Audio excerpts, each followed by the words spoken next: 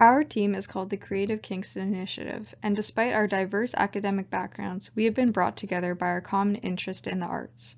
The contributions of each team member reflects their different skill sets and expertise. For example, Ellen, a second-year PhD candidate in kinesiology, was our team lead, ensuring we stayed on track while our resident physicist Colin analyzed our numerical data. Nafiseh, a chemical engineer, engineered our slides. Jake, a PhD candidate in cultural studies, analyzed direct economic impacts of the arts. And Hannah, a PhD candidate in the English department, took the lead on editing. Our mentor, Jane, guided us through the entirety of the project. Together, we worked alongside the Kingston Arts Council, or KAC, to investigate the public value of the arts in Kingston. The KAC contribute to a thriving creative community by serving artists, arts workers, and arts organizations in Kingston.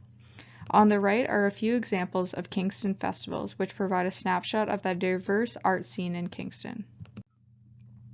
The KAC provides financial support to the local artist community with the City of Kingston Arts Fund, or CCAF. Artists in Kingston also depend on provincial arts funding from the Ontario Arts Council, or OAC. Recently, the provincial government reduced OAC funding by 8%. Given this recent change, a reevaluation of the CCAF structure and budget would help to maintain arts funding for artists in Kingston. There are also other indications of a need to restructure the CCAF.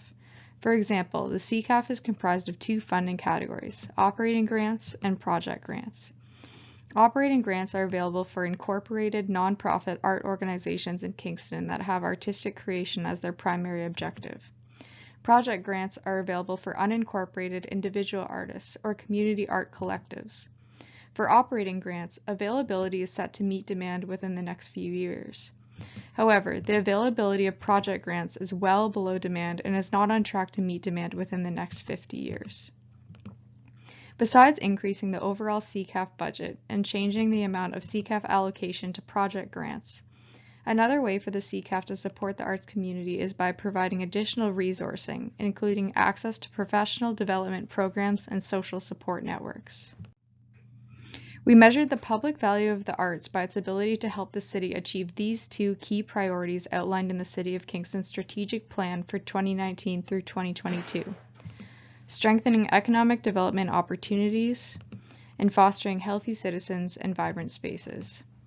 These strategic priority icons will be used throughout the presentation to show how art can help achieve each specific priority. By defining public value with the city's existing strategic plan, our goal of this project is to demonstrate how an investment in the arts is an investment in Kingston's economic and social well-being. We have defined our objectives as understanding the needs of Kingston's arts community to inform municipal investment, and assessing the public value of the arts in Kingston. Our team held 5 in-person interviews with local artists and arts industry workers. In these interviews, we asked participants about their work, their experience as an artist in Kingston, and how provincial and municipal funding structures impact their work and personal well-being. In addition to these interviews, our team also conducted a literature review of various interdisciplinary sources to understand the far-reaching effects of the arts within local contexts. These effects of art include positive influences on the economy, health, and community cohesion. Recent studies conducted by the provincial government reveal that the majority of Ontarians value the arts as an important aspect of their community and believe that the arts help enrich the quality of their lives. Included in this quality of life is the ability of art to promote intercultural understanding, create a shared sense of belonging, and inspire community engagement. Diverse cultural histories can be shared, explored, and understood through arts festivals, exhibits, and performances. A vibrant arts sector can therefore enrich intercultural understanding within a city. Promoting intercultural understanding is also related to a population's shared sense of belonging.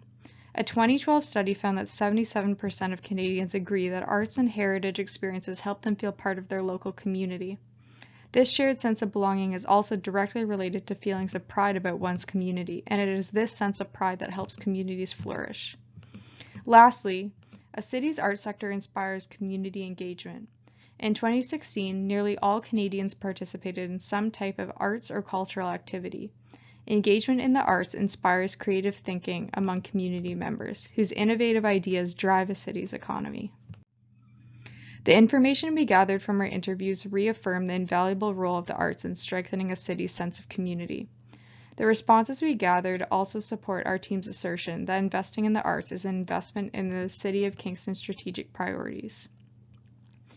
For example, the city has prioritized supporting the creation of Indigenous cultural space, and our interviews reveal that Kingston is home to many artists who are already working to create such a space. One of our participants is creating a board game to teach people in Kingston about our shared history of colonization. The goal of the project is to encourage non-Indigenous community members to learn about the Anishinaabe and Haudenosaunee cultures that continue to exist here today. Prioritizing the advancement of the city's arts community means prioritizing the city's goal of creating cultural spaces that foster meaningful community engagement. Each participant viewed their work as contributing to community life in Kingston. When asked if they believed that they could achieve their career goals here, the majority of participants responded yes, although most noted that this is dependent on CCAF availability. Our literature review on art and health found that art programs have helped many communities improve health equity, develop innovative healthcare solutions, and provide health and wellness strategies for diverse groups of people. All of these outcomes relate to Kingston's strategic priorities, demonstrating that investment in art can facilitate Kingston's ability to meet its strategic priorities. These art programs also yield a positive return on investment. Related to healthcare innovation, ArtLift is an 8-week art-making program that physicians can prescribe for their patients with many different psychological and physical conditions. It has been found to significantly reduce medication use and physician visits among participants, yielding a positive return on investment of $4 to $11.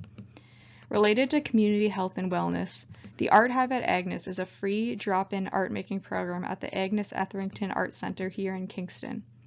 98% of participants agreed that Art Hive reduced their stress, and a similar arts program yielded a positive return on investment of $3 to $6. During our interviews with Kingston artists, arts funding was found to be locally related to health equity and community health and wellness. For example, Kingston Circus Arts improves health equity in Kingston by actively challenging perceptions of disability and providing accessible circus arts training for all bodies. Our interviewee noted grants as a key stimulant for the existence of these programs. Related to the theme of community health and wellness, 80% of our interviewees noted that arts funding in Kingston is extremely important in supporting their mental health and wellness. Funding also allows art galleries, which have a positive effect on community health, to bring art to the community in a meaningful way. One of our interviewees from Modern Fuel stated that, with an increase in funding, we could afford artist talks, which heighten the art and the impact it has on people. Overall, these interview results reveal that investing in art is an effective way for the city to meet its strategic priorities. Arts organizations such as the Kingston Film Office bring in hundreds of thousands of dollars of direct economic activity. Examples of recent productions arranged through the Kingston Film Office include Alias Grace, Crimson Peak, and Titans. Titans was in town for just 9 days and spent $250,000 on things like hotel rooms, meals, entertainment, and location modifications.